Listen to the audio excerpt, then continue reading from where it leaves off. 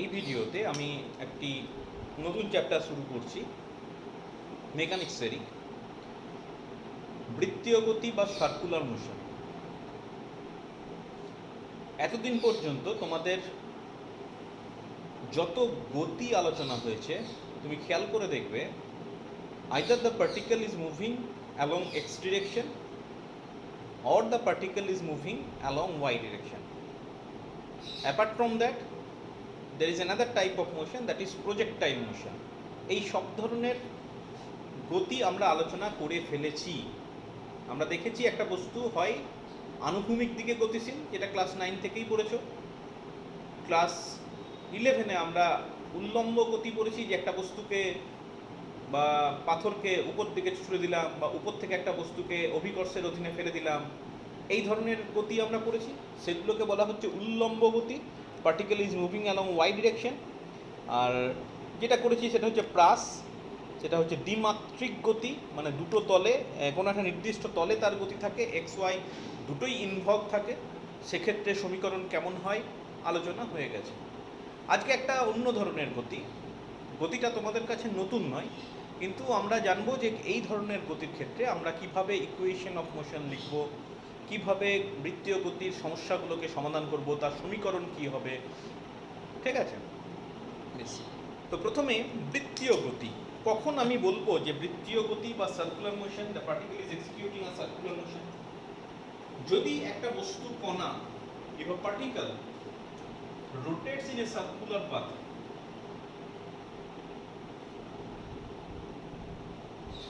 with a center, particular center, একটা নির্দিষ্ট বিন্দুকে কেন্দ্র করে যদি বৃত্তাকার পথে আবর্তন করে, তাহলে সেক্ষেত্রে ওই বস্তুর গতিকে আমি বৃত্তাকার গতি বা সার্কুলার মোশন বলতে পারি।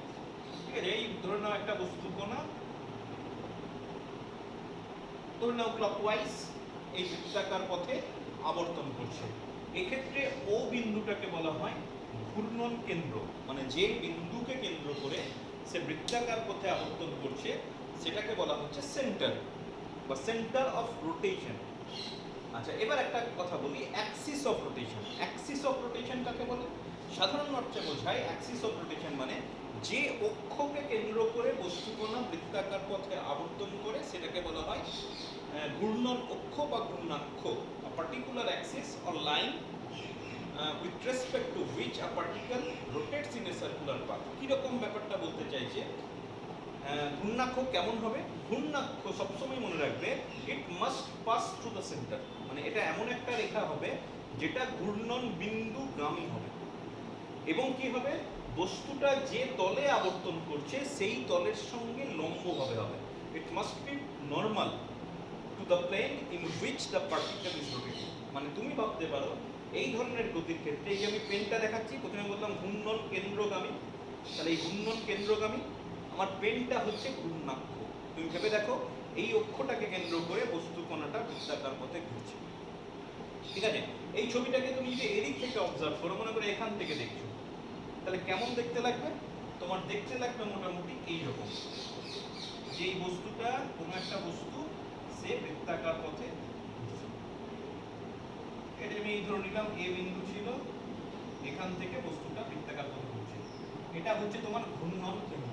ঠিক আছে, তাহলে আমি কি বললাম? ঘূর্ণন কেন্দ্রগামী কোনো একটা অ্যাক্সিস যেটা বস্তুর ঘূর্ণন তলের সঙ্গে লম্ব, তাহলে তুমি ভাবতে পারো এটা হয়ে যাবে তোমার ঘূর্ণাক্ষ। এই আমি যদি এইভাবে একটা অক্ষটা নিই, তাহলে সেক্ষেত্রে that will be axis of rotation. আশা করছি বোঝা গেছে সেন্টার আর অ্যাক্সিস অফ রোটেশন কি জিনিস। বেশ, এবার আমাদের আলোচনা হয়ে যাবে যেটা আমরা রৈখিক গতির ক্ষেত্রে আলোচনা করেছি, যে একটা বস্তু রৈখিক গতির ক্ষেত্রে, রৈখিক গতিতে যদি গতিশীল হয়, whenever a particle moves along a straight line, আমরা কি আলোচনা করেছি? তার ডিসপ্লেসমেন্ট, সরণ কেমন হবে, তার ভেলোসিটি, বেগ কত হবে, ত্বরণ অ্যাক্সিলারেশন কেমন হবে, লিনিয়ার মোমেন্টাম, রৈখিক ভরবেগ কত হবে, ফোর্স কত হবে, এই সব ব্যাপারগুলো আলোচনা করেছি। তাহলে একটা বস্তু যখন বৃত্তাকার পথে ঘুরবে তখন কি একইভাবে সরণ বেগ তো আসবেই।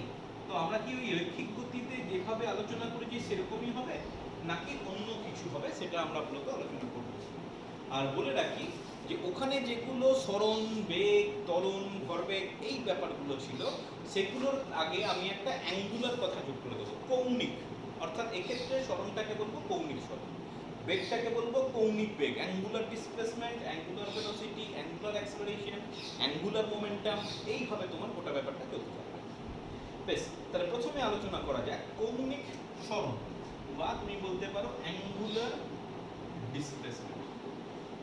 অ্যাঙ্গুলার ডিসপ্লেসমেন্ট, আচ্ছা কাকে বলা হয় অ্যাঙ্গুলার ডিসপ্লেসমেন্ট? তাহলে আমি ভাবি এরকম, একটা বস্তু কোনো একটা নির্দিষ্ট বিন্দুকে কেন্দ্র করে বৃত্তাকার পথে ঘুরছে। আমি ধরে নিলাম বস্তুটা ক্লকওয়াইজ ঘুরছে, ঘুরতে ঘুরতে একটা নির্দিষ্ট সময় পর বস্তুটা বি বিন্দুতে এসে পৌঁছাবে। ঠিক, তাহলে বস্তুটার গতিশীল, এক অবস্থান থেকে অন্য অবস্থানে যাচ্ছে, তাহলে কৌণিক সরণ কত হবে সেটা তোমাকে বার করতে হবে। তোমাকে যদি বলতো রৈখিক সরণ কি হবে, তুমি বলতে we will join this two points by a straight line. আমি এই দুটো বিন্দুকে যদি একটা স্ট্রেট লাইন দিয়ে যোগ করে দিই, তাহলে তার মেজারমেন্ট হয়ে যাবে রৈখিক সরণ। কিন্তু এখানে কৌণিক সরণের ব্যাপারটা একটু অন্য রকমের। কিরকম?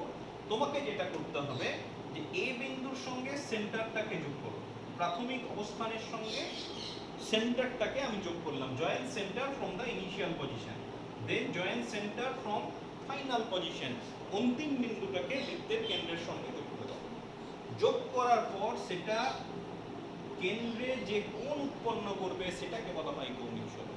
তাহলে তুমি বলতে পারো অ্যাঙ্গুলার ডিসপ্লেসমেন্ট, এক্ষেত্রে কৌণিক সরণ ইকুয়াল টু হয়ে যাবে angle A O B equal to theta.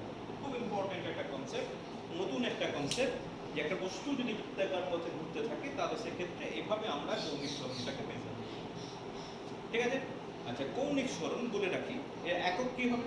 একটা অ্যাঙ্গেল, যেহেতু একটা অ্যাঙ্গেল, তাহলে এক্ষেত্রে এর একক হয়ে যাবে রেডিয়ান। এক্ষেত্রে সিজিএস এসআই ওই ব্যাপারটা থাকে না, রেডিয়ান। শর্টে আমরা বলবো আর এ ডি।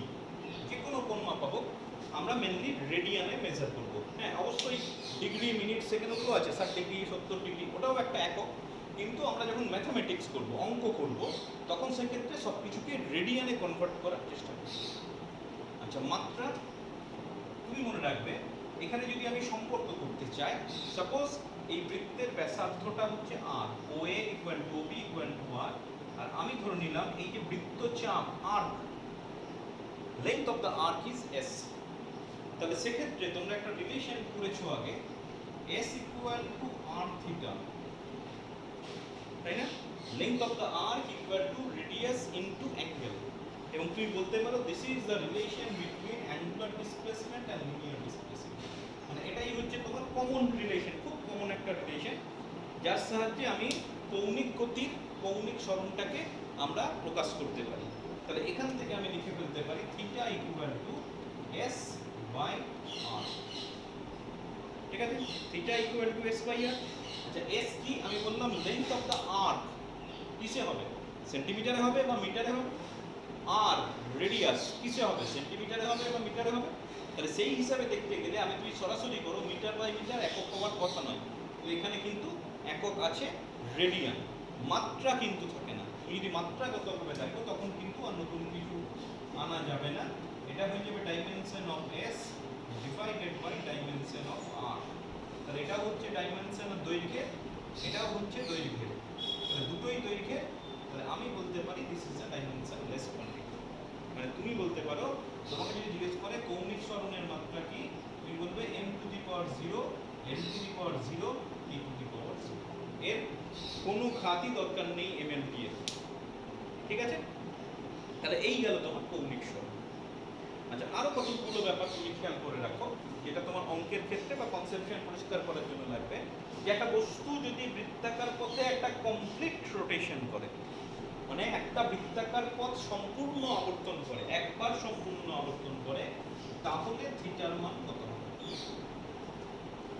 তো একটা বস্তু যদি বৃত্তাকার পথে একবার আবর্তন করে, একবার সম্পূর্ণ যদি আবর্তন করে, একবার সম্পূর্ণ আবর্তন, ওয়ান কমপ্লিট রোটেশন যদি হয়, তাহলে থিটা ইকুয়াল টু হয়ে যাবে 2 পাই। ঠিক আছে? 360 ডিগ্রি হচ্ছে না? এ থেকে যদি আমার এতে আসে তাহলে টোটাল অ্যাঙ্গেলটা কত হবে এটা, তাহলে সেক্ষেত্রে আমি বলতে পারি দ্যাট উইল বি 360 ডিগ্রি, আর রেডিয়ানে কনভার্ট করলে 2 পাই রেডিয়ান। আর যদি একবার অর্ধ আবর্তন করে হাফ, তুমি ভাবো এখান থেকে যাত্রা শুরু করলো এখানে পৌঁছালো, ঠিক আছে, এটা হচ্ছে সেন্টার, এটা প্রাথমিক অবস্থান, এটা অন্তিম অবস্থান। তুমি কি করবে, প্রাথমিক অবস্থানের সঙ্গে সেন্টারকে যোগ করবে, তারপর অন্তিম অবস্থানের সঙ্গে সেন্টারকে যোগ করবে। কত কোণ উৎপন্ন করছে, 180 ডিগ্রি। তাহলে যদি হাফ রোটেশন হয়, কোণাটা একটা অর্ধপথ বা অর্ধবৃত্তাকার পথ যদি কমপ্লিট করে, তাহলে সেক্ষেত্রে থিটা ইকুয়াল টু হয়ে যাবে পাই। ব্যাপারটা খেয়াল রেখো, যদি একটা কমপ্লিট রোটেশন হয় তাহলে সেক্ষেত্রে 2 পাই রেডিয়ান, আর যদি একটা অর্ধেক রোটেশন হয় তাহলে সেক্ষেত্রে আমি বলবো পাই রেডিয়ান, ঠিক আছে। আচ্ছা, এবার প্রশ্ন যে এই যে বললাম রেডিয়ান, তাই না, যদি বলো হোয়াট ইজ 1 রেডিয়ান বা what is the relation between radian and degree, কিভাবে আমি জিনিসটাকে আনবো। দেখো, প্রথমত আলোচনা করি যে এক রেডিয়ান বলতে কি বোঝো। যদি তোমাকে বলে হোয়াট ইজ 1 রেডিয়ান, র্যাড লিখছি, ঠিক আছে, র্যাড মানে হচ্ছে রিলেশন। আচ্ছা, 1 রেডিয়ান আসবো কি করে, এটা হচ্ছে তোমার relation s equal two 1 theta. আমি থিটাটাকে 1 করতে চাই, সোজা কথায় 1 রেডিয়ান মানে কি, we want theta to be 1 unity. তাহলে থিটা 1 কখন হবে, যদি s ইকুয়াল টু r হয় তাহলে থিটা ইকুয়াল টু 1 হয়, তাই না। s এর মান যদি r এর সঙ্গে সমান হয়ে যায় তাহলেই সেক্ষেত্রে আমি বলতে পারি যে থিটার মান হচ্ছে 1 রেডিয়ান। তার মানেটা কি, তার মানে তুমি সাপোজ 5 সেন্টিমিটার ব্যাসার্ধ বিশিষ্ট একটা বৃত্ত আঁকছো, এটা 5 সেন্টিমিটার। আচ্ছা, 5 সেন্টিমিটার ব্যাসার্ধ বিশিষ্ট তুমি একটা বৃত্ত এঁকে নিলে, সাপোজ এরকম বড় করে, এই 5 সেন্টিমিটার, রাইট, এটা হচ্ছে ব্যাসার্ধ। এবার তোমাকে কতটা বৃত্তচাপ নিতে হবে, 5 সেন্টিমিটার। তাহলে 5 সেন্টিমিটার ব্যাসার্ধেরই যদি বৃত্তচাপ নাও, সাপোজ এখান থেকে এতটা হচ্ছে 5 সেন্টিমিটার, এটাও হতে হবে 5 সেন্টিমিটার, তাহলে সেটা বৃত্তের কেন্দ্রে যে কোণ উৎপন্ন করে সেটা হয়ে যাচ্ছে তোমার, ঠিক আছে। তাহলে বৃত্তের ব্যাসার্ধের সমান বৃত্তচাপ বৃত্তের কেন্দ্রে যে কোণ উৎপন্ন করে তাকে 1 রেডিয়ান বলে। It is the angle subtended by the arc of equal length to that of the radius is known as 1 radian, ঠিক আছে। ব্যাসার্ধের সমান দৈর্ঘ্য বিশিষ্ট কোন বৃত্তচাপ বৃত্তের কেন্দ্রে যে কোণ উৎপন্ন করে তাকে 1 রেডিয়ান বলা হয়। আর রেডিয়ানের সঙ্গে যদি ডিগ্রির ইকুয়াল করতে চাই তো তুমি জানো যে পাই রেডিয়ান মানে হচ্ছে 180 ডিগ্রি, এটা বোধহয় অঙ্কে করেছো, করে থাকার কথা। তাহলে 1 রেডিয়ান সমান কত হয়ে যাবে, 180 ডিগ্রি বাই পাই, ঠিক আছে। 1 রেডিয়ান সমান 100 ডিগ্রি হয়ে গেল নাকি। তাহলে ডিগ্রি এটা যদি তুমি ক্যালকুলেশন করো 60 আসবে না, কিন্তু 57.32 ডিগ্রি আসবে। সো 1 রেডিয়ান ইকুয়াল টু 57.32, ঠিক আছে। তাহলে এই গেল তোমার কৌণিক সরণ সম্পর্কিত যাবতীয় আলোচনা, মানে কৌণিক সরণ সম্পর্কে একটা ধারণা দেওয়ার চেষ্টা করলাম। আশা করছি তোমাদের বোঝা যাবে যে কৌণিক সরণ ব্যাপারটা কি, সেটা কি ধরনের রাশি, সেটার একক কি হবে, তার মাত্রা কি হবে, সেই এককগুলোর মধ্যে সম্পর্ক কি, একটা কমপ্লিট রোটেশন হলে থিটা কত হবে, একটা হাফ রোটেশন যদি কমপ্লিট করে তাহলে থিটা কত হবে, এগুলো নিয়ে আলোচনা করব। আচ্ছা, আরেকটা গুরুত্বপূর্ণ কথা, এই যে কৌণিক সরণ বললাম এটা কিন্তু একটা ভেক্টর রাশি, অবভিয়াসলি সরণ ভেক্টর রাশি হয়েছে, তাহলে এটাও একটা ভেক্টর রাশি। এখন স্বভাবতই প্রশ্ন আসবে যে আপনি যদি ভেক্টর রাশি বলেন তাহলে অবভিয়াসলি তার একটা অভিমুখ থাকবে, অভিমুখ ছাড়া কিন্তু ভেক্টর রাশি হয় না, it must have some direction. এখন প্রশ্ন হচ্ছে একটা কণা যদি বৃত্তাকার পথে রোটেট করে, if a particle rotates in a circular path, তাহলে তার অ্যাঙ্গুলার ডিসপ্লেসমেন্ট, তার ডিরেকশন কোন দিকে হবে। অ্যাঙ্গুলার ডিসপ্লেসমেন্ট বুঝলাম theta, but what will B it's direction. তো ডিরেকশনের জন্য বলি, সেক্ষেত্রে করতে হবে কি, তোমাকে একটা স্ক্রু নিতে হবে। স্ক্রু মানে কি, যেগুলো আমরা দেওয়ালে লাগিয়ে কোনো ফটো টাঙাই, মানে স্ক্রুর ব্যাপারটা তুমি জানো কি হয়। একটা স্ক্রু তুমি যদি দেওয়ালে রাখতে চাও, দেওয়ালের ভেতরে গাঁথতে চাও, তাহলে কি করতে হয়, you will have to rotate it in the clockwise direction. আর স্ক্রুটাকে যদি টেনে বার করতে হয় তাহলে আমাকে অ্যান্টি ক্লকওয়াইজ রোটেশন করতে হয়। ব্যাপারটা খেয়াল রেখো, জানো যদিও তোমরা সবাই।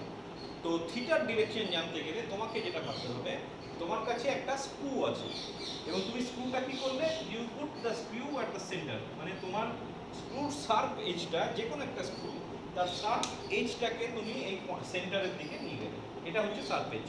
তাহলে এইভাবে রাখবে। এবার তুমি দেখো যে কণাটা কোন দিকে ঘুরছে। তুমি উপর থেকে যদি দেখো কণাটা ক্লকওয়াইজ ঘুরছে, তাহলে তুমি স্ক্রুটাকে সেই দিকে ঘোরাও।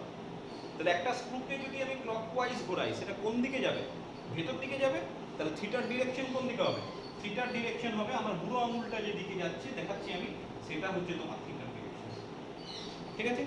একই বস্তু যদি অ্যান্টি ক্লকওয়াইজ ঘুরতো, suppose the particle is rotating in anti clockwise direction, তাহলে সেক্ষেত্রে আবার তুমি ভাবো যে এখানে তোমার একটা স্ক্রু আছে। এবার তোমার স্ক্রুটাকে কি করতে হবে? বস্তু যেদিকে ঘুরছে সেই দিকে ঘোরাতে হবে। অ্যান্টি ক্লকওয়াইজ ঘোরানো। এবার একটা স্ক্রুকে অ্যান্টি ক্লকওয়াইজ করলে কোন দিকে আসে? বাইরের দিকে বেরিয়ে আসে। তাহলে তোমার কোন দিকে হবে? থিটার ডিরেকশন। থিটার ডিরেকশন হবে বাইরের দিকে। আমার বুড়ো আঙুলটা যেদিকে কাজ করছে সেই দিকে হবে থিটার ডিরেকশন। বোঝা গেছে?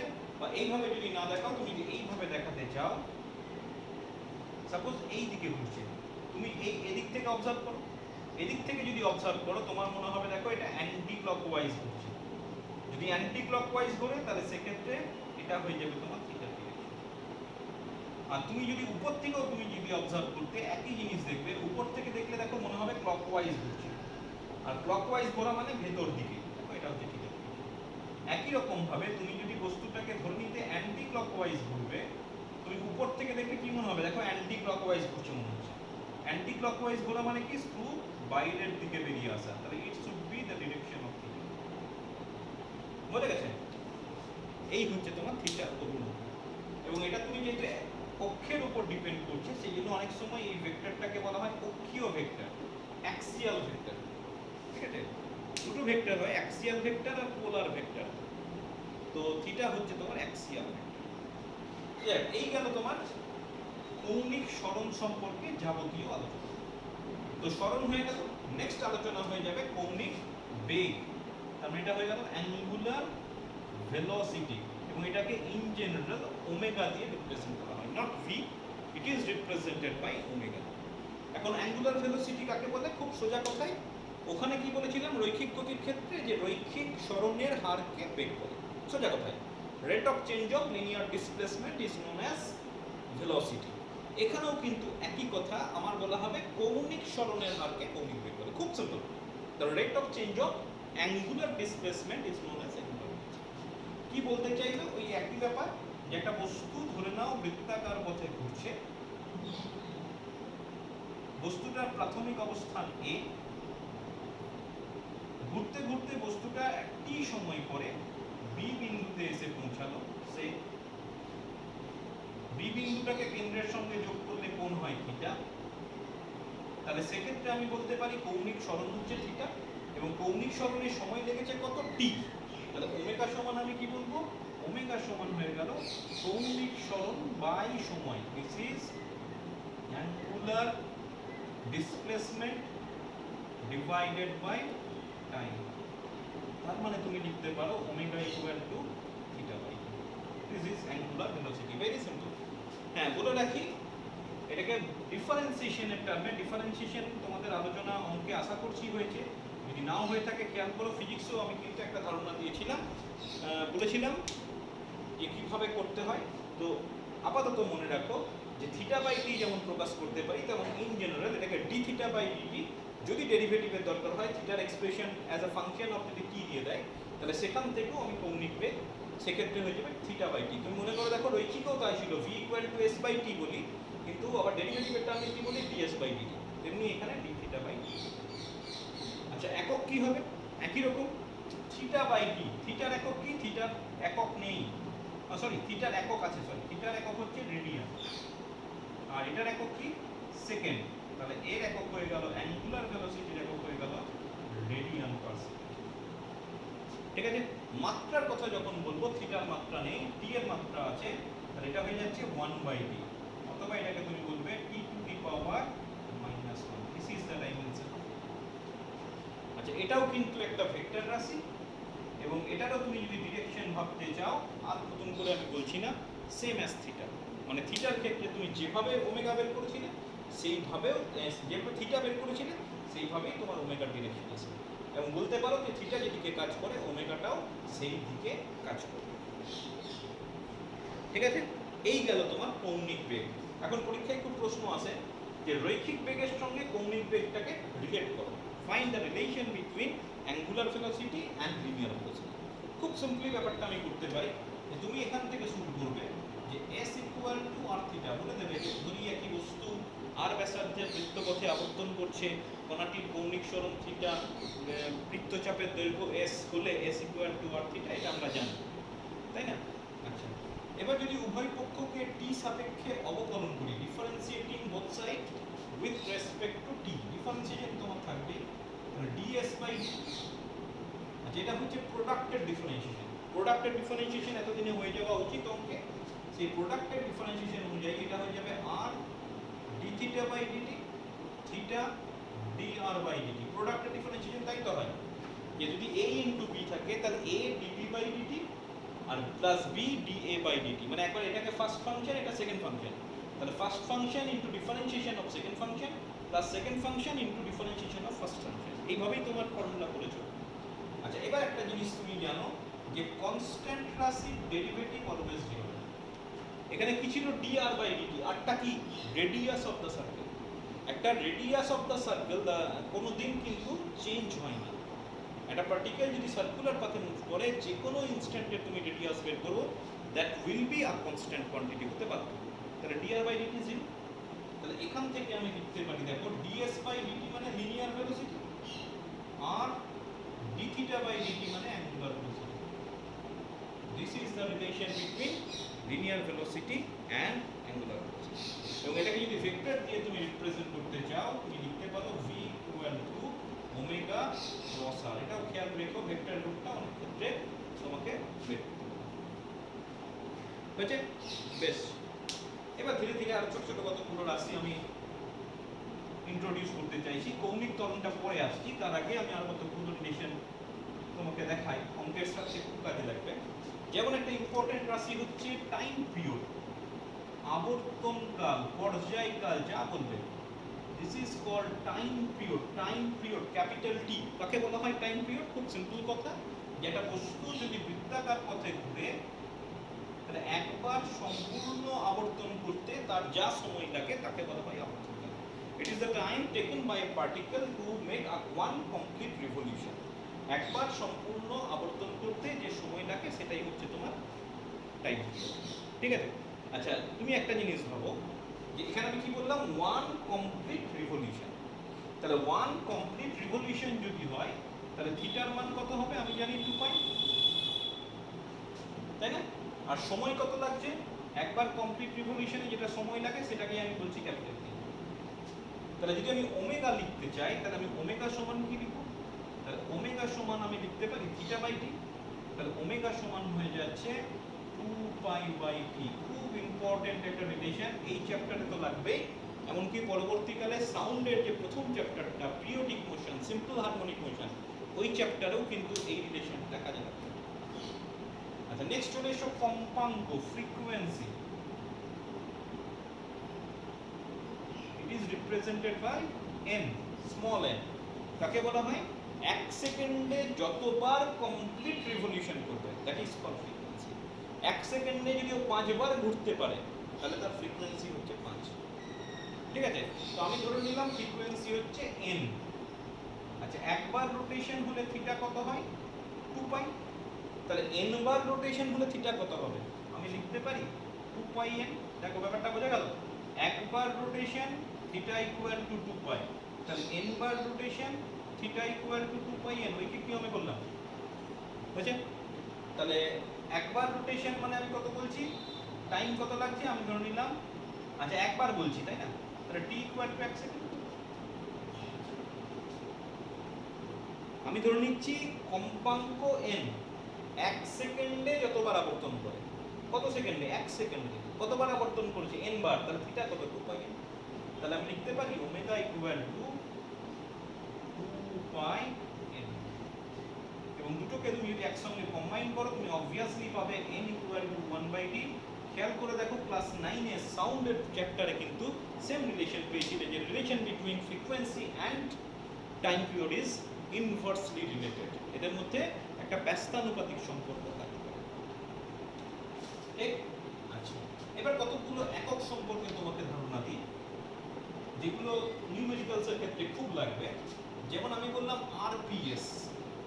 আচ্ছা, বলে রাখি আরপিএস মানে কিন্তু রেডিয়ান পার সেকেন্ড নয়। যদি তোমাকে রেডিয়ান পার সেকেন্ড বলে তাহলে কিন্তু পরিষ্কার লেখা থাকবে রেডিয়ান পার সেকেন্ড অথবা রেডিয়ান পার সেকেন্ড, এইভাবে তোমার লেখা থাকবে। এটা আর আরপিএস এই দুটো কিন্তু সেম নয়, আলাদা, খেয়াল রাখবে। আরপিএসটা কি? আরপিএসটা হচ্ছে 1 রিভলিউশন পার সেকেন্ড, অর্থাৎ 1 সেকেন্ডে একবার আবর্তন করলে আমি সেটাকে 1 আরপিএস বলবো। বুঝে গেছে? 1 রিভলিউশন পার সেকেন্ড। আচ্ছা, 1 রিভলিউশন পার সেকেন্ড ওই একই রকম যেহেতু বলছি, তাহলে ওমেগা কত হবে? 1 রিভলিউশন, তাহলে 2 পাই পার সেকেন্ড, এটা হয়ে যাচ্ছে 2 pi radian divided by 1 second. ঠিক আছে? Omega equal to theta by t. একবার রিভলিউশন হলে 2 পাই রেডিয়ান, আর পার সেকেন্ড বলেছে 1 সেকেন্ড। তাহলে আমি বলতে পারি যদি আমি 1 আরপিএস বলি তাহলে সেটা হয়ে যাবে 2 পাই রেডিয়ান পার সেকেন্ড। এই রিলেশনটা খেয়াল রাখবে, নিউমেরিক্যালসের ক্ষেত্রে কাজে লাগবে। 1 আরপিএস বললে সেটার মানে হচ্ছে 2 পাই রেডিয়ান পার সেকেন্ড। আর যদি বলে আরপিএম, আরপিএম হয়ে যাচ্ছে 1 রিভলিউশন পার মিনিট। খেয়াল রাখো, এটা কিন্তু খুব ব্যবহার করা হয় আরপিএম। দেখবে যদি তুমি ফ্যান কিনতে যাও তাহলে বলবে যে এই ফ্যানটার আরপিএম 400, তাহলে তোমাকে বুঝতে হবে ফ্যানটা মিনিটে 400 বার ঘোরে। ঠিক আছে? সুতরাং এটা খুব কমনলি ইউজড ইউনিট, যেটা তোমরা প্রাত্যহিক জীবনে ব্যবহার করে থাকি। বেশ, তাহলে 1 রিভলিউশন পার মিনিট বলেছেন, তাহলে থিটা কত? 1 রিভলিউশন, তাহলে ওই একই হলো 2 পাই রেডিয়ান, কিন্তু সময় কত লাগে? 1 মিনিট। তাহলে 1 মিনিট আমি এটাকে সেকেন্ডে করি 60 সেকেন্ড। তাহলে এখন যদি আমাকে লিখতে হয় 1 আরপিএম ওমেগা, তো তাহলে থিটা বাই টি, তাহলে 2 pi radian by 1 minute 60 second. তাহলে এটা পড়ে থাকছে pi by 30 radian per second. তাহলে 1 আরপিএম সমান হয়ে যাচ্ছে pi by 30 radian per second. আর 1 আরপিএস করলে পাই রেডিয়ান পার সেকেন্ড। আর মনে রাখবে RPS and radian per second আর not at all same. They are different parameter, different quantity. Right? বেশ, এবার চলে যায় একটা ছোটখাটো নিউমেরিক্যালস করা যাক। খুব কমন একটা নিউমেরিক্যালস বলছে তোমার কাছে একটা ঘড়ি আছে, ওয়াচ, ডিজিটাল নয়, মানে 3 হ্যান্ডস। এখানে সেকেন্ডের কাঁটা আছে, মিনিটের কাঁটা আছে, ঘন্টার কাঁটা আছে, এরকম একটা ঘড়ি কথা বলছে। কি বলছে? Find the angular velocity of the second hand, find the angular velocity of the minute hand, find the angular velocity of the hours hand. মানে একটি ঘড়ির সেকেন্ডের কাঁটার কৌণিক বেগ কত, মিনিটের কাঁটার কৌণিক বেগ কত, ঘন্টার কাঁটার কৌণিক বেগ কত, তিনটে কাঁটারই কৌণিক বেগ চেয়েছে। তাহলে কিভাবে করব? আমি জানি omega equal to theta by t. তাহলে প্রথমে সেকেন্ডের হ্যান্ডের কথা ভাবি, ফর সেকেন্ডস হ্যান্ড। আচ্ছা, 1 কমপ্লিট রোটেশন ভাবছি, omega equal to theta by t. আমি ধরে নিলাম সবার একটা 1 কমপ্লিট রিভলিউশনের কথা ধরে আমি প্রবলেমটা করব। তাহলে যখন আমি সেকেন্ডের কাঁটার কথা ভাবছি তখন থিটা 1 রিভলিউশন মানে কত? 2 পাই রেডিয়ান। আচ্ছা, সেকেন্ডের কাঁটাটা একবার কমপ্লিট যদি রোটেশন করে তাহলে কত সময় যাবে? ব্যাপারটা বুঝতে হবে। একটা সেকেন্ডের কাঁটা 12 ঘরে আছে, ঘুরতে ঘুরতে ঘুরতে ঘুরতে 1 2 3 4 5 6 7 8 9 10 11 12, আবার 12তে এলো। তার মানে কি 1 কমপ্লিট রিভলিউশন হয়ে গেল। এবার 1 কমপ্লিট রিভলিউশন হলে কতটা সময় ইলাপস করে? একটা সেকেন্ডের কাঁটা 12 থেকে যদি আবার 12তে আসে তাহলে 1 মিনিট হয়, তাই তো? তাহলে 1 মিনিট হয়, ঘড়ি দেখে নেবেন, তাহলে এটা 1 মিনিট, বা বলতে পারি 60 সেকেন্ড। তাহলে what is the velocity of omega S? এটা হয়ে যাচ্ছে 2 পাই বাই 60। তার মানে পড়ে থাকলো pi by 30 radian per second. হয়ে গেল? আচ্ছা, সেকেন্ডের কাঁটা হয়ে গেল। এবার তুমি ধরে নাও মিনিটের কাঁটা, থিটা আবার 2 পাই রেডিয়ান, মানে ওই একবার রোটেশনই ভাবছি। এবার তুমি ভাবো যে মিনিটের কাঁটাটা একটা কমপ্লিট রোটেশন হলে কতটা সময় যাবে। খুব ভালো করে খেয়াল করে দেখো, 12 ঘরে আছে, মিনিটের কাঁটা 12 থেকে 1-এ গেলে আমরা কি বলি 5 মিনিট, 2 এর ঘরে গেলে 10 মিনিট, 3 এর ঘরে গেলে 15 মিনিট, 4 এর ঘরে গেলে 20 মিনিট, 5 এর ঘরে গেলে 25 মিনিট, 6 এর ঘরে গেলে 30 মিনিট। তাহলে 12 এর ঘরে গেলে কত হয় 60 মিনিট, হয় না? তাহলে সেক্ষেত্রে কত 1 ঘন্টা।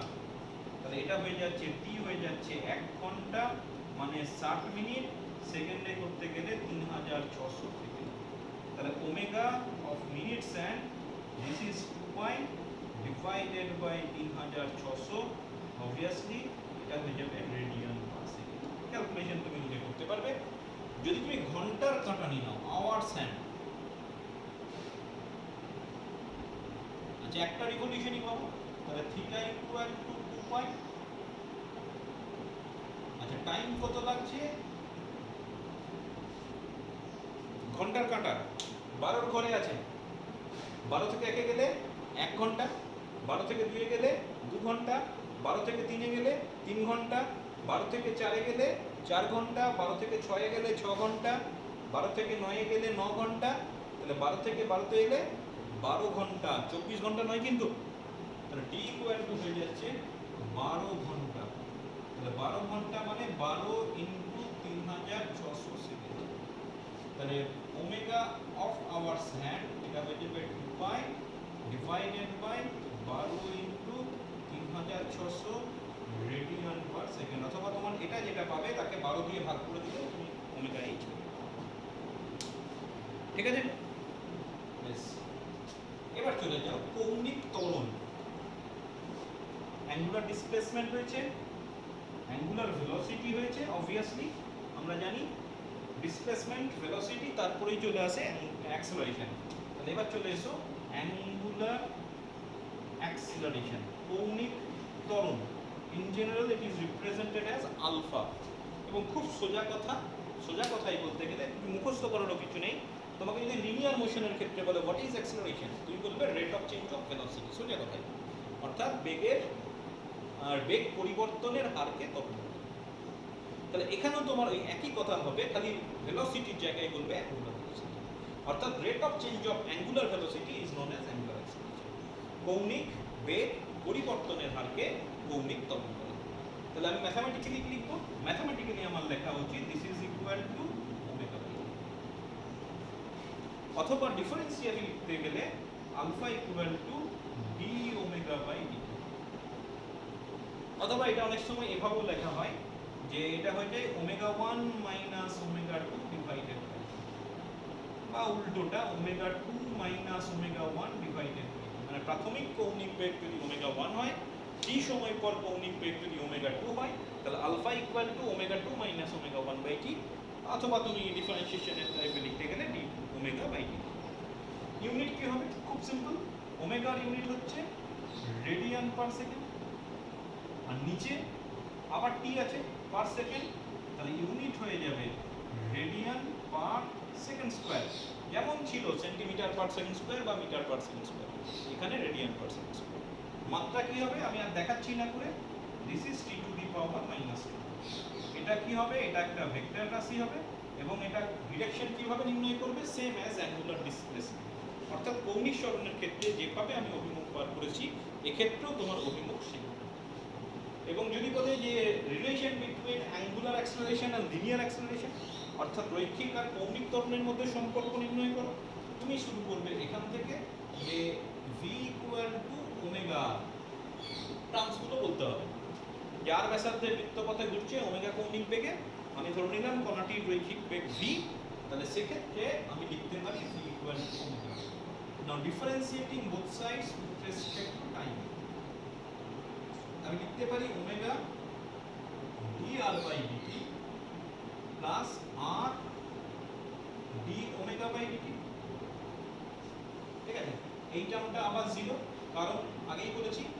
আচ্ছা, ডিভি বাই ডিটি মানে লিনিয়ার অ্যাক্সেলারেশন, আর এটা পড়ে থাকছে আর ইনটু আলফা, এবং ভেক্টর দিয়ে লিখতে গেলে এটা হয়ে যাবে আলফা ক্রস আর। ভেক্টর রূপটা মনে রাখবেন। তাহলে this is the relation between linear acceleration and angular acceleration. ঠিক আছে, বেশ। তো এই তিনটে সমীকরণ, এই তিনটে নতুন রাশি আমি পেলাম। আচ্ছা, এই তিনটে রাশি দিয়েই আমরা আপাতত কিছু নিউমেরিক্যালস আলোচনা করব। নতুন আরো রাশি আছে, অ্যাঙ্গুলার মোমেন্টাম আছে, অ্যাঙ্গুলার মোমেন্টাম থেকে অ্যাঙ্গুলার ফোর্স বা টর্ক আছে, করবো আস্তে আস্তে যাব। তো আপাতত এই তিনটে রাশি দিলে অনেক কিছু আমি প্রকাশ করে দিতে পারি। আচ্ছা, এক্ষেত্রে ইকুয়েশন অফ মোশন কি হবে? আমার ইকুয়েশন অফ মোশন দরকার। তো ইকুয়েশন অফ মোশনগুলো কিন্তু একই রকম, সেম অ্যাজ লিনিয়ার মোশন। কীরকম? লিনিয়ার মোশনের ক্ষেত্রে আমার ইনিশিয়াল ভেলোসিটিকে বলেছিলাম ইউ, ফাইনাল ভেলোসিটি এই করে লিখি। এটা ছিল তোমার ইনিশিয়াল ভেলোসিটি, এটা ছিল ফাইনাল ভেলোসিটি, এটা ছিল ডিস্টেন্স, এটা ছিল অ্যাক্সেলারেশন বা এ দিয়েও লিখতে পারি। এইভাবে আমি প্রকাশ করেছি, তাই তো? এখানে জাস্ট টার্মগুলো চেঞ্জ হয়ে যাবে। মানে রোটেশনাল মোশনের ক্ষেত্রে ইউটাকে আমি লিখবো ওমেগা 1, ভিটাকে আমি লিখবো ওমেগা 2, এসটাকে আমি লিখবো theta, displacement angular displacement, acceleration angular acceleration. বাস এইটুকু চেঞ্জ হবে, বাকি সেম। ওখানে কি ছিল লিনিয়ার মোশনের ক্ষেত্রে? V equal to u plus at করেছো না লিনিয়ার মোশনের ক্ষেত্রে? তাহলে এক্ষেত্রে হয়ে যাবে omega 2 equal to omega 1 plus alpha 2। ঠিক? আচ্ছা, আর কি ইকুয়েশন ছিল?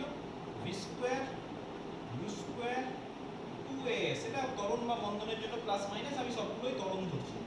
তাহলে এক্ষেত্রে হয়ে যাবে omega 2 square omega 1 square 2 alpha theta. আর এখানে সম্পর্ক ছিল s equal to ut plus half at square.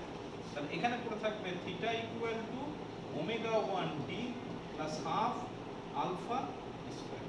These are the equation of motion to be used in circular motion. ওই ইকুয়েশনগুলো হয়ে গেল বৃত্তীয় গতির ক্ষেত্রে কণার গতির সমীকরণ। এবার কিরকম অঙ্ক থাকে দেখো, খুব সিম্পল অঙ্ক থাকে। যেমন এই প্রশ্নটা খুব আসে যে পৃথিবীর আহ্নিক গতির কৌণিক বেগ কত? পৃথিবীর আহ্নিক গতির কৌণিক বেগ কত তা নির্ণয় করো। Angular velocity due to diagonal motion of the earth নির্ণয় করতে হবে। আচ্ছা, আহ্নিক গতি সম্পর্কে ধারণা তোমাদের সবার আছে। আহ্নিক গতির ব্যাপারটা কি? যে পৃথিবী নিজ অক্ষ সাপেক্ষে একবার কমপ্লিট রিভলিউশন যদি করে, তাহলে সেক্ষেত্রে যে গতিটার কথা বলি সেটা হচ্ছে তোমার আহ্নিক গতি। তাহলে এক্ষেত্রে একবার কমপ্লিট রোটেশনের কথা বলছে, তাহলে theta equal to again 2 pi radian. আর দরকার কি? সময়। একবার complete revolution about its own axis কত সময় লাগে? 24 আওয়ার্স। তাহলে আমি লিখতে পারি this is 24 into 3600 second. So what will be the angular velocity? 2 pi radian 24 3600, এটা বোধ হয় 86400 এরকম কিছু একটা হয়। এটা ক্যালকুলেশন করে যেটা আসবে সেটাই মোটামুটি উত্তর। ওই 10 টু দি পাওয়ার মাইনাস 5 অর্ডারে আসবে। মোটামুটি এটা আসে 7.27 into 10 to the power minus 5 obviously radian per second. মুখস্থ রেখে দেবে, পরীক্ষায় কিন্তু আসে এই অঙ্কটা। বেশ, নেক্সট অঙ্ক চলে আসি। নেক্সট অঙ্কটা বলছে যে একটা বস্তু, সরি একটা চাকার কথা বলা আছে। বলছে একটা চাকা ঘুরছে, ঠিক আছে? একটা চাকা ঘুরছে, বড় করে আঁকলাম, আঁকা বাধ্যতামূলক নয়, জিনিসটা বুঝলেই হবে। মনে করো আর ব্যাসার্ধের একটা চাকা, একটা এ বিন্দু ব্যাসার্ধ আর ঘুরছে। বলছে একদম কিনারায় অবস্থিত। কিনারায় অবস্থিত মানে এটা তো তুমি মনে রাখবে, একটা বস্তু যখন বৃত্তাকার পথে ঘুরে তখন সেক্ষেত্রে তার linear velocity at that moment স্পর্শক বরাবর কাজ করে। মানে একটা বস্তু ধরে নিলাম অ্যান্টি ক্লকওয়াইজ যদি ঘুরে, তাহলে সেক্ষেত্রে এ বিন্দুতে কণাটির রৈখিক বেগ কোন দিকে হবে? Along the tangent at that point. আমি এ বিন্দুর কথা বলছি, তাহলে এটা এ বিন্দু বরাবর, এ বিন্দুতে স্পর্শক বরাবর কাজ করবে। যদি ক্লকওয়াইজ হতো এটা নিচের দিকে স্পর্শক হতো। বলছে কিনারায় অবস্থিত কোনো বিন্দুতে বেগ ইকুয়াল টু ঘূর্ণাক্ষের 7 সেন্টিমিটার নিকটতর বিন্দুতে বেগের 3 গুণ। মানে আমি ধরে নিলাম এটা ঘূর্ণাক্ষ, ধরে নিলাম না এটাই ঘূর্ণাক্ষ হবে, মানে এই বরাবর আমি যদি কোনো একটা অক্ষ ধরি তাহলে সেটা হচ্ছে ঘূর্ণাক্ষ। বলছে ঘূর্ণাক্ষের 7 সেন্টিমিটার নিকটতম, তার মানে এটা যদি আর হয়, সেকেন্ড যে কোণাটা বলছে, সাপোজ এই বি বিন্দুটা বলছে এইখানে বলেছে, সাপোজ বি, এইটা বলেছে 7 সেন্টিমিটার,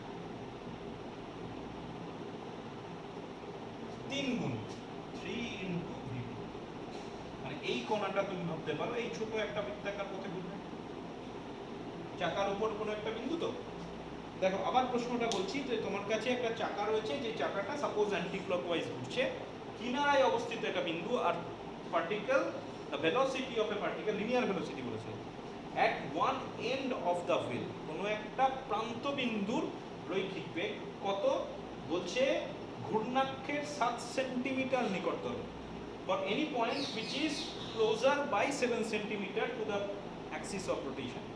ঠিক আছে, তাহলে 7 সেন্টিমিটার এদিকের কোনো বিন্দুতে যা বেগ হবে তার 3 গুণ। তোমাকে এখান থেকে বের করতে হবে find the diameter of, diameter radius নয়, find the diameter of the wheel. তাহলে এটা হচ্ছে condition, VA equal to 3 PB। কি দেওয়া আছে ছবিটা এঁকে দিলে খুব ভালো হয়, যে তুমি বলতে পারো যে চাকাটির, প্রথমে ধরে নিলাম let the radius of the wheel equal to 8 centimetre, তাহলে OB আমি বলতে পারি r মাইনাস 7 সেন্টিমিটার, না বলার কিছু নেই, কারণ AB এই ডিসটেন্সটা বলে দিয়েছে 7 সেন্টিমিটার। ঠিক আছে, আচ্ছা এবার বলো যে VA টা কত হবে, VA ইকুয়াল টু হবে ওমেগা ইনটু RA, আর VB ইকুয়াল টু কত হবে, ওমেগা ইনটু RB। আচ্ছা ওমেগাটা অ্যাঙ্গুলার ভ্যালুগুলো কিন্তু আমাদের নিউমেরিক্যালসের ক্ষেত্রে সেম হবে, আমাদের যা বাস্তবের যে সমস্ত কণার কথা যদি বলি, in most cases omega is constant, তাহলে সেক্ষেত্রে VA equal to omega into RA, তাহলে এখানে বসিয়ে দাও, this is omega into RA, মানে A বিন্দুর ব্যাসার্ধ, তার মানে OA, this is equal to 3 into omega into OB, মান বসিয়ে দাও, ওমেগা বোথ সাইড থেকে চলে গেল, OA সমান R, 3 ইনটু R মাইনাস 7, তাহলে পড়ে থাকছে R equal to 3R minus 21, তার মানে পড়ে থাকছে 2R সমান 21। এবার 2R মানেই হচ্ছে তোমার ডায়ামিটার, আলাদা করে R বের করার কোনো দরকার নেই, R বের করে আবার দ্বিগুণ করবে, তো R মানে রেডিয়াস, তাহলে ডায়ামিটার করতে গেলে আবার দ্বিগুণ করবে, তো আমি একবারেই অঙ্কে এতে করে দিলাম 2R ইকুয়াল টু 21, অর্থাৎ চাকাটির ব্যাস হচ্ছে 21 সেন্টিমিটার।